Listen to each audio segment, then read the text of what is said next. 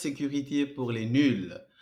Dans la précédente vidéo, on a parlé de, comment dirais-je, du plan de continuité des activités et aussi du DRP, Disaster Recovery, ou bien du plan après sinistre, comment dirais-je, Disaster Recovery, ou bien de PRA. Voilà, donc aujourd'hui, on va parler de ce qu'on appelle des sites alternatifs. Si vous vous rappelez bien, quand je parlais du PRA, du plan de reprise après sinistre, je parlais, comment dirais, des différents sites. J'ai donné des exemples, par exemple, quand le serveur ou bien quand le serveur ne fonctionne pas, comment mettre, est-ce que vous avez déjà un plan en place pour recouvrir ces données, tantôt sur place, c'est-à-dire de façon locale, ou bien sur un autre site. Donc aujourd'hui, on va parler des sites alternatifs. Parce que c'est très, très important dans une entreprise d'avoir des sites, comment dirais-je, alternatifs. Comment on dit en anglais, alternate site. Donc, on va parler de ce qu'on appelle le cold site, comme on dit en anglais, un site froid, le warm site, site tiède. En fait, des fois, je fais un peu la traduction parce que en anglais, par exemple, quand on dit warm and hot, c'est chaud, chaud. Donc, je ne sais pas réellement comment faire une meilleure traduction. Donc, c'est pourquoi des fois, j'écris en anglais et j'écris en français et je pense que vous allez mieux comprendre. Hot site, site chaud, un site mobile et un site miroir. Donc, c'est très, très important de comprendre ces thèmes parce que vous, en tant que chef d'une entreprise ou bien en tant que chef qui doit mettre un plan de, comment dirais-je, de reprise après sinistre, vous devez mieux comprendre ces thèmes. Voilà. On va commencer par ce qu'on appelle un site froid, des cold sites. C'est très important d'avoir ce genre de site parce que, comme je disais souvent, si vous devez relocaliser vos informations, que ce soit les serveurs ou bien les switches, les routeurs ou bien des données, en cas de problème, il faut avoir des sites.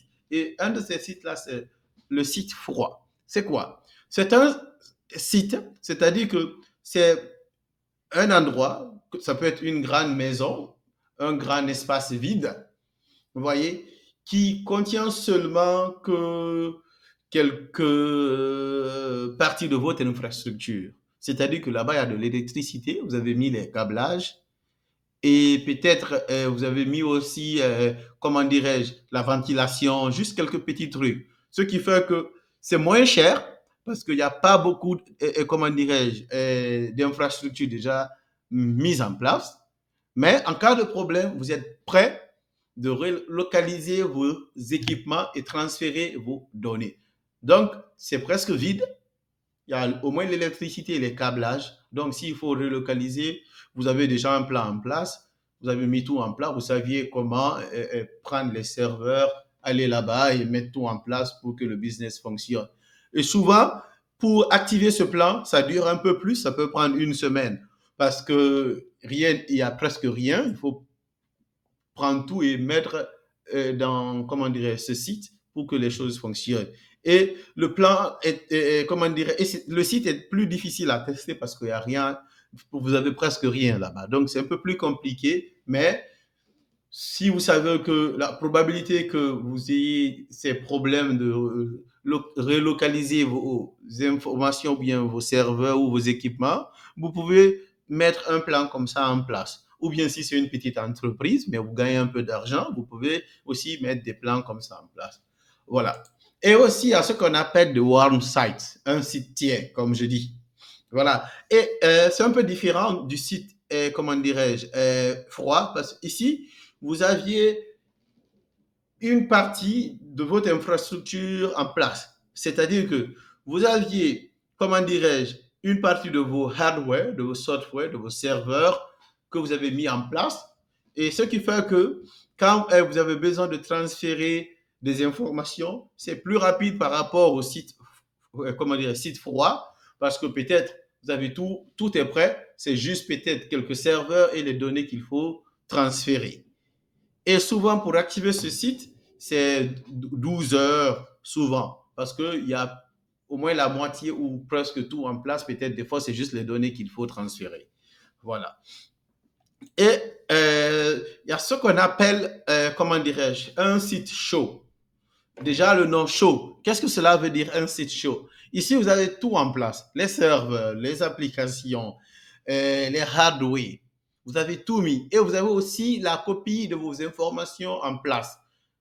Et en cas de problème, vous avez tout en place. Donc, vous n'avez même pas besoin de vous fatiguer. C'est juste les travailleurs que vous avez que vous devez juste prendre et peut-être ils peuvent aller chez eux travailler ou bien il y a des travailleurs qui sont ailleurs qui peuvent travailler même à distance. C'est très rapide, c'est plus efficace, mais c'est très très cher. Et quand on parle de site chaud, je vais donner deux exemples. Il y a ce qu'on appelle un site mobile et le site miroir. Le site mobile ici, c'est quoi? Et souvent, vous voyez avec les entreprises téléphoniques, des fois, il y a des minibus qui viennent, comment dirais-je, quand il y a des problèmes de connexion pour prendre le relais. Donc, ça, c'est des exemples de sites mobiles.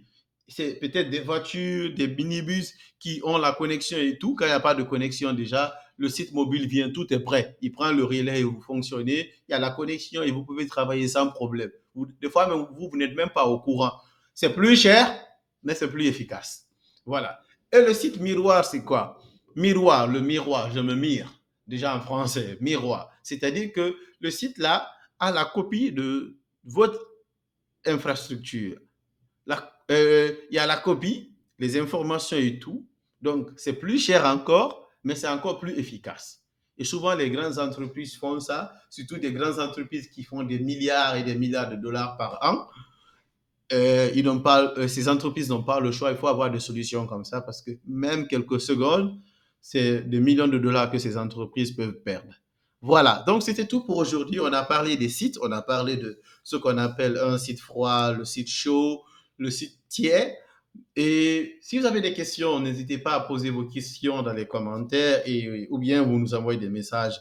C'était tout pour aujourd'hui. N'oubliez pas de vous abonner à la cybersécurité pour les nuls. À bientôt.